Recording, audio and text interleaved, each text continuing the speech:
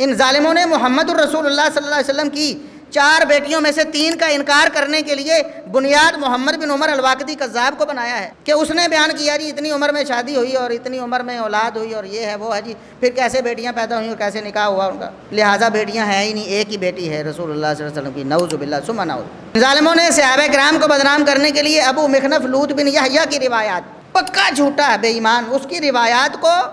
Urdu column میں ڈھال کر اس کا نام ختم کر کے نہیں بتایا کہ کس جھوٹے کی بیان کرتا ہے۔ میں یہاں پورے وثوق کے ساتھ، پورے یقین کے ساتھ کہتا ہوں، برسر ممبر علی اعلان کہہ رہا ہوں، تاریخ اسلام پر آپ کو ایک بھی سچی کتاب نہیں ملے گی جس کو آپ تاریخ اسلام سمجھتے۔ ان الحمد لله نحمده ونستعينه ونستغفره ونعوذ بالله من شرور انفسنا ومن سيئات اعمالنا، من يهده الله فلا مضل له ومن يضلل فلا هادي له، اشهد ان لا اله الا الله وحده لا شريك له واشهد ان محمدا عبده ورسوله، اللهم صل على محمد وعلى آل محمد كما صليت على إبراهيم وعلى آل إبراهيم إنك حميد مجيد، اللهم بارك على محمد وعلى آل محمد كما باركت على إبراهيم وعلى آل إبراهيم إنك حميد مجيد، أما بعد فيا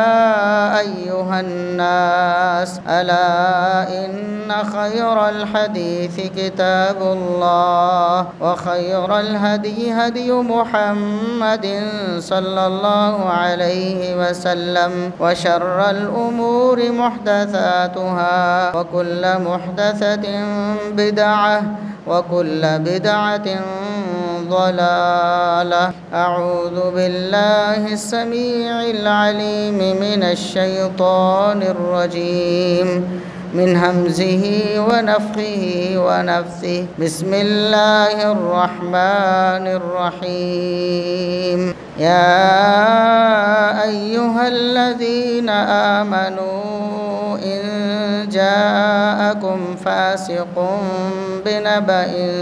فتبينوا أن تصيبوا قوما بجهالة فتصبحوا على ما فعلتم نادمين۔ انتہائی قابل احترام سامعین و سامعات، ہر قسم کی حمد و ثنا، تعریف و تمجید، کبریائی، بڑائی، رفعت و عظمت اللہ رب العزت کے لیے جو پوری کائنات کا خالق و مالک ہے، بے شمار لا تعداد بے حد و حساب درود و سلام پیغمبر آخر الزماں، محسن انسانیت، محسن کائنات جناب محمد الرسول اللہ صلی اللہ علیہ وسلم کی ذات اقدس پر محرم الحرام 1447 ہجری تقریباً ختم ہو گیا ہے۔ آج 29 تاریخ ہے محرم الحرام کی۔ آپ جانتے ہیں کہ محرم الحرام کے مہینے میں بہت سی تاریخی جھوٹی روایات کی بنا پر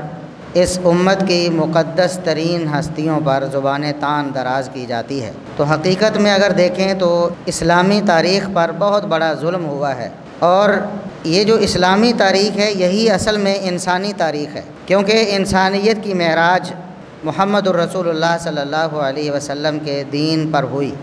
اللہ رب العزت نے اپنی وحی کا جو سلسلہ شروع فرمایا تھا، انبیاء و رسول سے ہوتا ہوا، اس کا اختتام محمد الرسول اللہ صلی اللہ علیہ وسلم پر ہوا، اور آپ صلی اللہ علیہ وسلم پر دین، شریعت اور وحی نازل فرما کے اللہ رب العزت نے ارشاد فرمایا الیوم اکملت لکم دینکم، آج میں نے تمہارا دین مکمل کر دیا ہے، واتممت علیکم نعمتی، اپنی نعمت تمہارے اوپر تمام کر دی ہے۔ یعنی محمد الرسول اللہ صلی اللہ علیہ وسلم کی بعثت کے بعد وہ لمحہ آیا جو انسانیت کی معراج کہلا سکتا ہے۔ تو انسانیت کی تاریخ کا جو سب سے سنہری دور تھا یعنی اسلامی تاریخ کا دور، اس کے ساتھ لوگوں نے بہت ظلم ڈھایا، حالانکہ اللہ رب العزت کی بہت واضح اور صریح اور دو ٹوک تعلیمات موجود تھیں کسی بھی خبر کو قبول کرنے کے حوالے سے، وہ کوئی بھی خبر ہو، چاہے اس کا دین کے ساتھ دور دور کا تعلق نہ ہو، خالص دنیاوی معاملے کی خبر ہو۔ اللہ رب العزت نے فرمایا ایمان والو ان جاءکم فاسق بنبأ فتبینوا، تمہارے پاس جب کوئی غیر معتبر شخص خبر لے کر آئے، کوئی فاسق خبر لے کر آئے تو فتبینوا، اس خبر کی جانچ پڑتال کر لیا کرو، اس کو پہلے پرکھ لیا کرو کیا واقعی یہ خبر درست بھی ہے کہ نہیں۔ اگر تو کوئی سچا انسان خبر دیتا ہے اس کو پرکھنے کی کوئی ضرورت نہیں، اس کی سچائی ہی دلیل ہے اس کی خبر کی صداقت کی۔ جیسا کہ محمد الرسول اللہ صلی اللہ علیہ وسلم اللہ کی وحی لے کر آئے، دنیا کے سامنے پیش کی، صحابہ کرام رضوان اللہ علیہم اجمعین نے کوئی اس کی تحقیق اور تفتیش نہیں کی، اس کو تسلیم کر لیا کیونکہ محمد الرسول اللہ صلی اللہ علیہ وسلم کی صداقت و امانت پہ کوئی دوسری رائے نہیں تھی۔ اسی طرح اگر آپ اسلامک لٹریچر کو دیکھیں جس میں سر فہرست ہماری حدیث ہے، رسول اللہ صلی اللہ علیہ وسلم کے فرامین ہیں، اس کے بعد ہماری تفسیر ہے قرآن کریم کی تفسیر، اس کے ساتھ ساتھ رسول اکرم صلی اللہ علیہ وسلم کی سیرت ہے، اس کے ساتھ ساتھ ہماری تاریخ اسلامی ہے، رسول اکرم صلی اللہ علیہ وسلم کے عہد کے جو واقعات ہیں یا اس سے پہلے کے یا آپ صلی اللہ علیہ وسلم کی اپنی جنگوں کے یا اپنے غزوات کے جو واقعات ہیں، وہ جب روایت ہوئے تو مسلمانوں نے اتفاقی طور پر یہ اصول طے کر دیا کہ الصحابۃ کلھم عدول، صحابہ کرام رضوان اللہ علیہم اجمعین کی ہستیاں جتنی بھی ہیں سب کی سب صداقت کی پیکر ہیں، عدالت و امانت ان کے رگ و پے میں سما چکی ہے، لہٰذا ان کے بارے میں بھی کوئی تحقیق کرنے کی ضرورت نہیں۔ علماء نے کتابیں لکھیں، محدثین نے بڑی بڑی ضخیم کتابیں ترتیب دیں راویوں کے حالات پر، لیکن آپ کو کسی صحابی کے بارے میں کوئی جرح و قدح نہیں ملے گی، انہوں نے اس حوالے سے زیر بحث لایا ہی نہیں کہ فلاں سچا ہے کہ نہیں ہے، کیونکہ صداقت و امانت کی گواہی ان کی اللہ رب العزت نے قرآن کریم میں دے دی تھی، اور محمد الرسول اللہ صلی اللہ علیہ وسلم نے اپنے فرامین میں بتا دیا تھا کہ میرے صحابہ ایسے ایسے۔ لیکن اس کے بعد کے جو راوی ہیں صحابہ کے بعد، وہ تابعین ہوں، تبع تابعین ہوں، پھر ان کے شاگرد ہوں،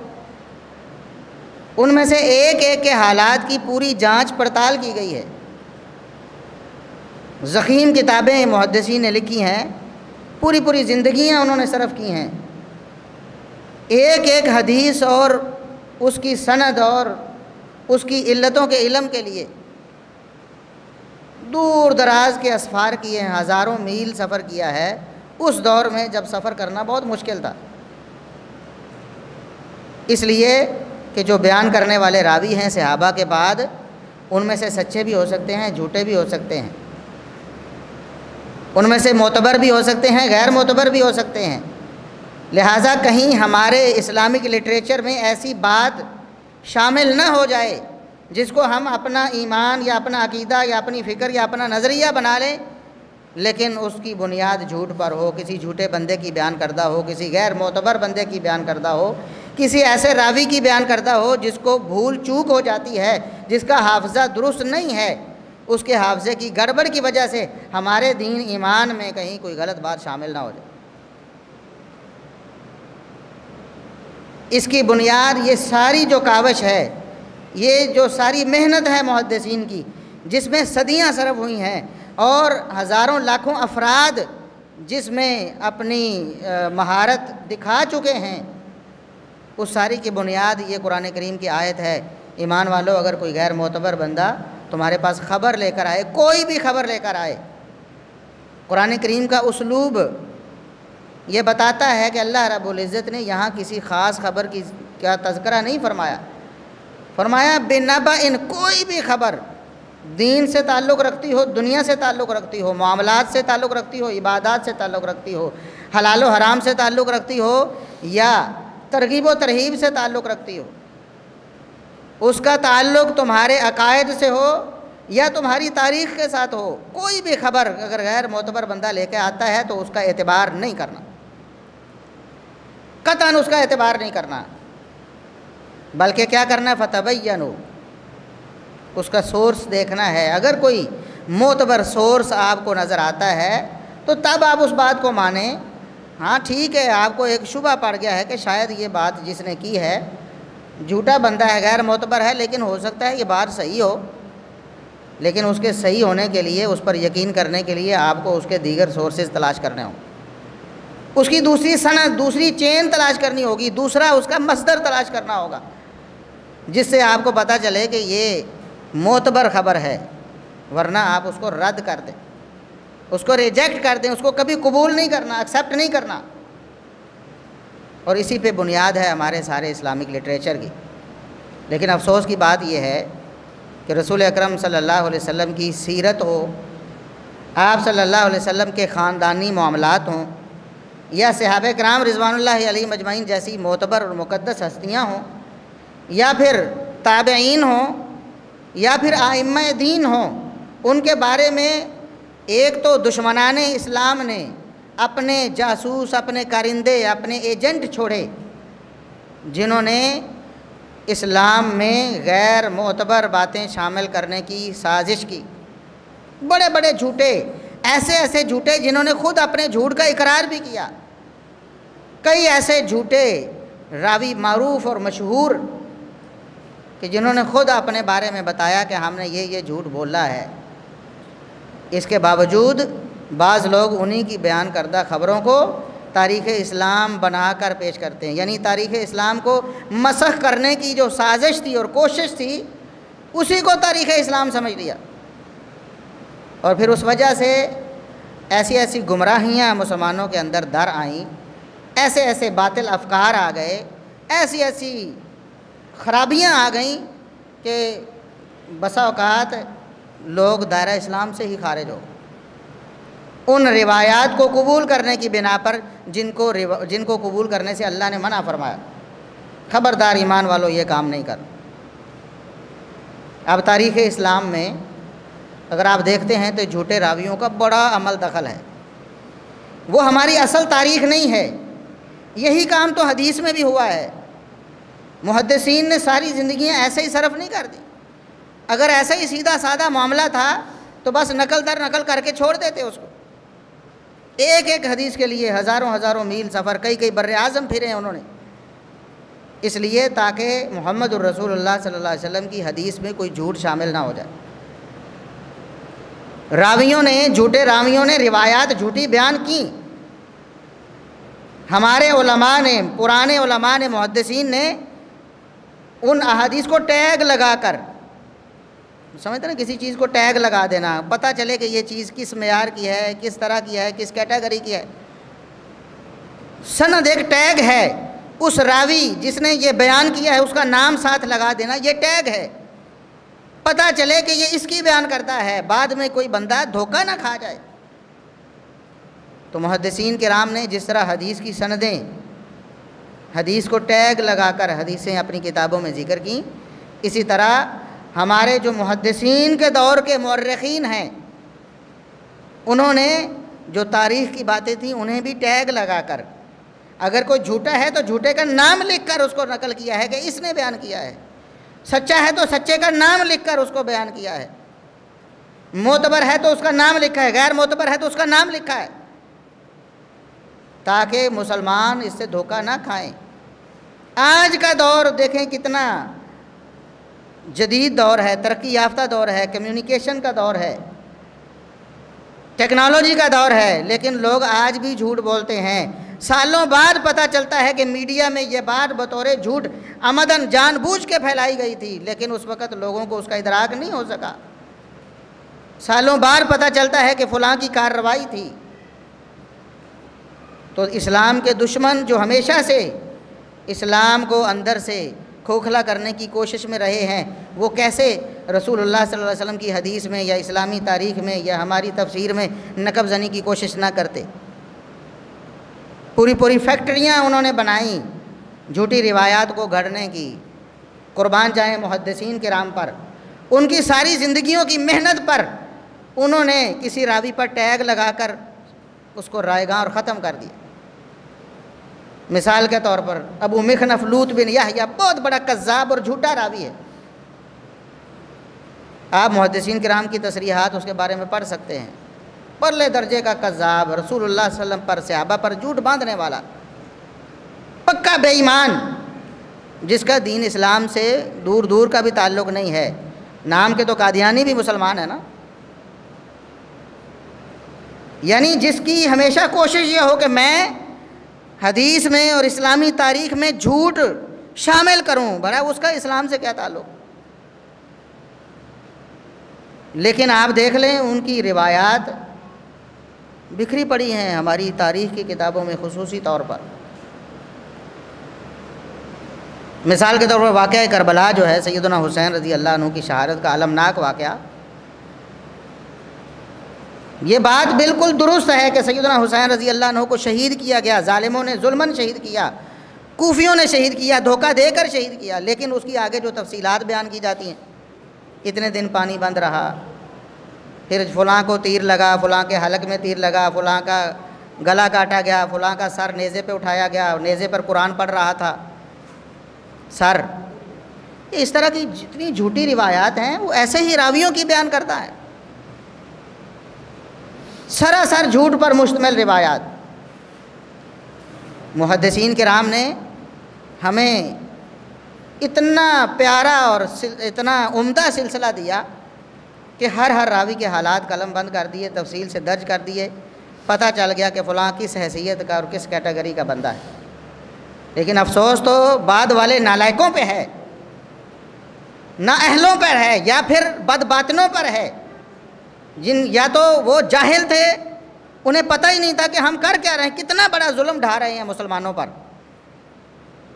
پتہ ہی نہیں تھا، جہالت تھی، اس قابل نہیں تھے، صلاحیت اور قابلیت نہیں تھی، تو قلم کیوں اٹھایا؟ یا پھر ان کا اندر کالا تھا، وہ حقیقت میں دشمن تھے محمد الرسول اللہ صلی اللہ علیہ وسلم کے اور آپ کے صحابہ کے اور آپ کے اہل بیت کے، کہ انہوں نے انہی جھوٹی باتوں کو، جن کے بارے میں محدثین نے بتا دیا کہ فلاں جھوٹے کی بیان کرتا ہے، انہی باتوں کو سچ بنا کر اردو میں ڈھال کر کتابوں میں درج کر دیا، لوگوں کو کہا کہ آپ پڑھو جی، یہ ہے تاریخ اسلام۔ کتنا بڑا ظلم ہے، چھوٹا ظلم ہے۔ ان ظالموں نے محمد الرسول اللہ صلی اللہ علیہ وسلم کی 4 بیٹیوں میں سے 3 کا انکار کرنے کے لیے بنیاد محمد بن عمر الواقدی کذاب کو بنایا ہے، کہ اس نے بیان کیا جی اتنی عمر میں شادی ہوئی اور اتنی عمر میں اولاد ہوئی اور یہ ہے وہ ہے جی، پھر کیسے بیٹیاں پیدا ہوئیں اور کیسے نکاح ہوا ان کا، لہٰذا بیٹیاں ہیں ہی نہیں، ایک ہی بیٹی ہے رسول اللہ صلی اللہ علیہ وسلم کی، نعوذ باللہ ثم نعوذ۔ ان ظالموں نے صحابہ کرام کو بدنام کرنے کے لیے ابو مخنف لوط بن یحییٰ کی روایات، پکا جھوٹا ہے، بے ایمان، اس کی روایات کو اردو کالم میں ڈھال کر اس کا نام ختم کر کے نہیں بتایا کہ کس جھوٹے کی بیان کرتا ہے۔ کلبی کی روایت جو پکا جھوٹا ہے، بے ایمان ہے، اس کی روایات کو وہاں سے اٹھایا، اس کا نام ہٹایا۔ ویسے تو اردو میں لکھ بھی دیتے تو ہمارے لوگوں کو، عوام کو کیا پتہ یہ کون ہے بیچارہ، انہوں نے کہا بہت بڑا کوئی بزرگ ہے، لیکن شاید کسی کو کہیں سے خبر ہو جاتی اور وہ پڑھتا تو اس کو پتہ چلتا کہ اس بے ایمان کی بات یہاں کیوں بتائی گئی۔ اس کا نام بھی حذف کر دیا اور اس کو تاریخ اسلام بنا کر پیش کر دیا۔ ظلم نہیں ہے، چھوٹا ظلم ہے کوئی؟ یعنی اسلام کی تاریخ کو جو حقیقت میں انسانی معراج کی تاریخ ہے، اس کو مسخ کر کے، اس کو ختم کر کے ایک نئی تاریخ بنا کر لوگوں کے سامنے پیش کی، جس میں محمد الرسول اللہ صلی اللہ علیہ وسلم، آپ کے گھر والوں، آپ کے صحابہ، آپ کے پروانوں اور آپ کے متوالوں کا ایک غلط چہرہ لوگوں کے سامنے پیش کرنے کی کوشش کی اور سازش کی۔ یہ بہت بڑا ظلم ہے۔ یہ تو قیامت کا دن ہوگا نا، اللہ رب العزت پوچھے گا ایسے مجرموں سے کہ تم نے اپنے آپ کو دانشور بنا کر، اپنے آپ کو مسیحا بنا کر، لوگوں کا مفکر اور مفسر بنا کر پیش کیا، اور لوگوں کو دیا کیا؟ جھوٹ، جھوٹ اور جھوٹ بس۔ ان ظالموں نے سیدنا ابو بکر صدیق رضی اللہ عنہ، ان کو ظالم اور غاصب نعوذ باللہ ثابت کرنے کے لیے ان جھوٹی روایات کا سہارا لیا۔ انہوں نے سیدنا عمر بن خطاب رضی اللہ عنہ کو نعوذ باللہ سیدہ فاطمہ رضی اللہ عنہا کی شہادت کا ذمہ دار یا ان کا حمل گرانے والا، ان کا گھر جلانے والا بنا کے پیش کیا، اسی تاریخ کی جھوٹی روایات کی بنا پر۔ ان ظالموں نے دوہرے داماد سیدنا عثمان ابن عفان رضی اللہ عنہ، جن کا حیا آسمان کے فرشتے بھی کرتے ہیں، محمد الرسول اللہ صلی اللہ علیہ وسلم نے بتایا بذریعہ وحی، اس دوہرے داماد کو، عظیم ترین ہستی کو، اس کو نعوذ باللہ اپنوں یعنی اپنے اقربا کو نوازنے والا، اقربا پروری کرنے والا، دوسرے لفظوں میں آج کے دور میں ہو تو کرپشن کرنے والا، نعوذ باللہ یہ بنا کر پیش کیا۔ انہوں نے خود سیدنا علی رضی اللہ عنہ کو، جن کا نام لے کر انہوں نے یہ ساری خرافات بنائیں، ان کو بدنام کرنے کی کوئی کسر نہیں چھوڑی۔ جھوٹی روایات کہ وہ گھر میں موجود ہیں، دروازہ کھٹکایا جاتا ہے تو علی رضی اللہ عنہ کے بارے میں یہ جھوٹ بھی پھیلایا، بتایا، اور یہ روایتیں بھی پیش کی کہ دروازہ کھولنے کے لیے بھیجا ہے سیدہ فاطمہ رضی اللہ عنہا کو، گھر میں موجود ہیں، اپنے سامنے اپنی بیوی کو ان کا حمل بھی گرا دیا گیا اور ان کا گھر بھی جلا دیا گیا اور انہوں نے کچھ نہیں کیا، نعوذ باللہ ثم نعوذ۔ انہوں نے رسول اللہ صلی اللہ علیہ وسلم کے سسر سیدنا ابو سفیان رضی اللہ عنہ، ان کو بدنام کرنے کے لیے جھوٹی روایات کا سہارا لیا۔ انہوں نے رسول اللہ صلی اللہ علیہ وسلم کے برادر نسبتی سیدنا معاویہ رضی اللہ عنہ کو بدنام کرنے کے لیے، ان پر جھوٹ باندھنے کے لیے ان جھوٹے راویوں کا سہارا لیا، اور ان جھوٹے راویوں کی روایات، ان جھوٹوں کے نام ختم کر کے اردو کالب میں ڈھال کر لوگوں کے سامنے تاریخ اسلام بنا کر پیش کیا، اور اپنے تئیں یہ تاثر دیا کہ ہم تو جناب اسلامی تاریخ کا جو صحیح چہرہ ہے وہ لوگوں کے سامنے بتانا چاہتے ہیں کہ اسلام کو عروج کیسے ملا اور زوال نعوذ باللہ کیسے آیا۔ ایسے لوگ اللہ کے ہاں مجرم ہوں گے، وہ جو بھی ہیں، جو بھی ہیں، جس بھی نام پہ، جس بھی طریقے سے انہوں نے کام کیا، یہ اللہ رب العزت کے مجرم ہیں۔ اور جب کہا گیا، ایک مفکر اور دانشور کو کہا گیا، اعتراض کیا گیا، اللہ کے بندے یہ کیا کیا ہے تم نے؟ جھوٹی روایات،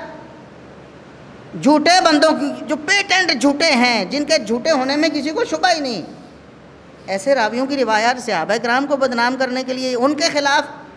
اپنی انا کی تسکین کے لیے آپ نے پیش کر دی ہیں کہ آپ کو شرم نہیں آئی؟ کوئی شرم کی ہو، کوئی حیا، کوئی لحاظ، کوئی پاس ہوتا صحابہ کی ناموس کا بھی آپ کو؟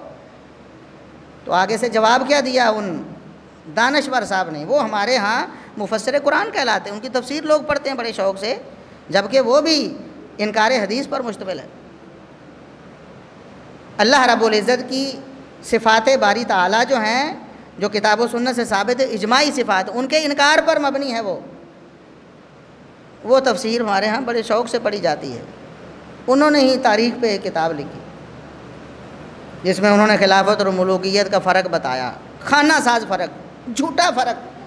جو قرآن کریم کے بھی انکار پر مبنی ہے، رسول اللہ صلی اللہ علیہ وسلم کے فرامین کے بھی انکار پر مبنی ہے۔ کتاب و سنت میں کہیں بھی ملوکیت کو برا نہیں کہا گیا، جھوٹ ہے پرلے درجے کا۔ قرآن نے انبیاء کو ملوک قرار دیا، انبیاء کو، بڑے بڑے انبیاء، ان کو ملوک قرار دیا۔ اب ملوکیت بری ہوتی تو انبیاء ملوک ہوتے؟ خود رسول اللہ صلی اللہ علیہ وسلم نے یہ فرمایا ہے، آپ صلی اللہ علیہ وسلم کی صحیح حدیث ہے، میری امت کے دور کا آغاز رحمت والی نبوت سے ہوا ہے، میری نبوت رحمت والی ہے، ثم یکون خلافتاً و رحمتاً، میرے بعد رحمت والی خلافت ہوگی، ثم یکون ملکاً و رحمتاً، پھر اس رحمت والی خلافت کے بعد رحمت والی ملوکیت ہوگی، ثم یکون امارتاً و رحمتاً، پھر رحمت والی امارت ہوگی، پھر بعد میں ظلم و ستم شروع ہوگا۔ جو تاریخ نے دیکھا ہے وہ ظلم و ستم، لوگوں نے تو جھوٹ بولا نا بنو امیہ پر، بنو امیہ بڑے ظالم تھے، بڑے ظالم تھے، لوگ جھوٹ بول بول کر رسول اللہ علیہ وسلم کے خاندان کو بدنام کی، جن میں صحابہ کرام کو اصل میں نشانہ بنایا جاتا۔ ورنہ بنو امیہ کے بعد جب بنو عباس کی حکومت آئی تو تاریخ پڑھے نا آپ، وہاں سے آنکھوں پہ پٹی باندھ لیتے ہیں، جو ظلم و ستم وہاں روا رکھا گیا، جو خونوں کی ندیاں بہائی گئیں، اس کو کسی نے دیکھا ہی نہیں۔ تو رسول اللہ صلی اللہ علیہ وسلم نے اس دور کی پیش گوئی فرمائی تھی کہ ظلم اس وقت ہونا ہے، اس وقت انہوں نے اس کو تو باندھی کر دیا، اور پہلا دور جس کو رحمت والا دور کہا ہے اس کو ظلم والا بنا کر پیش کیا۔ اس لیے یہ جو تاریخ اسلامی پر ظلم ہوا ہے نا، اردو کی جتنی بھی کتابیں آپ کو ملے گی، میں یہاں پورے وثوق کے ساتھ، پورے یقین کے ساتھ کہتا ہوں، برسر ممبر علی اعلان کہہ رہا ہوں، تاریخ اسلام پر آپ کو ایک بھی سچی کتاب نہیں ملے گی جس کو آپ تاریخ اسلام سمجھتے، ورنہ تو صحیح بخاری، صحیح مسلم اور حدیث کی کتابوں میں بھی تاریخ بیان ہوئی۔ تاریخ کا مطلب تو تاریخ ہی ہے نا، رسول اللہ صلی اللہ علیہ وسلم کے عہد کی ہو یا صحابہ کے دور کی ہو یا بعد کی ہو۔ لیکن آپ کے ہاں جو بطور تاریخ رائج کتابیں ہیں، تاریخ اسلام کے نام سے جو آپ کے ہاں رائج ہیں، عموماً جھوٹی روایات سے لبریز ہیں۔ ان کے اندر یہی جھوٹے جو راوی میں نے چند کردار ذکر کیے ہیں، اور بھی ہیں درجنوں ایسے بڑے بڑے کردار جنہوں نے جھوٹ کی فیکٹریاں بنا رکھی تھیں جھوٹی روایات گھڑنے کی، اور جن کے جھوٹے ہونے میں کسی کو شبہ نہیں ہے۔ لیکن جب کہا گیا اس مفکر صاحب کو، مفسر صاحب کو، کہ آپ نے یہ کیا ظلم ڈھایا ہے، تو کہتے ہیں جی ان راویوں کی روایات چھوڑ کر ہمارے پاس کوئی چارہ ہی نہیں ہے، یہ تو مجبوری ہے ہماری، مجبوری ہے ہماری کہ ہم ان جھوٹے راویوں کی روایات کے بغیر بچتے ہی نہیں ہیں، ہمارے پاس تاریخ آتی ہی نہیں ہے جی۔ لعنت بھیجتے ہیں ایسی تاریخ پر، ہم جوتے کی نوک پر رکھتے ہیں ایسی تاریخ کو جو کتاب و سنت کے انکار پر مبنی ہو، جو جھوٹے لوگوں کے اقوال پر مبنی ہو، جو مقدس ہستیوں کی توہین پر مبنی ہو۔ پتہ ہے جھوٹا ہے، اور نبی کریم صلی اللہ علیہ وسلم کے سسر سیدنا ابو بکر رضی اللہ عنہ، خلیفہ اول ابو بکر رضی اللہ عنہ کے بارے میں آپ توہین آمیز کلمات برداشت کر لیں کہ جھوٹا ہے تو کیا ہوا؟ عمر فاروق رضی اللہ عنہ، نبی کریم صلی اللہ علیہ وسلم کے دوسرے خلیفہ راشد، آپ کے سسر، ان کے بارے میں جھوٹ گوارا کر لیا جائے،